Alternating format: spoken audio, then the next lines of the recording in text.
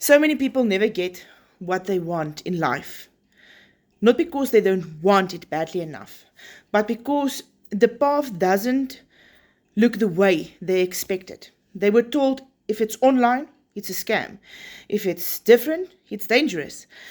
If it's not the 9 to 5, it's not real. So they stop, they wait, and they scroll. But they never just watch it for themselves. That was almost me. But I gave myself permission to look, and what I saw changed everything. I still work full time. I'm a mom of two, but I also run my own online business in just 2 hours a day.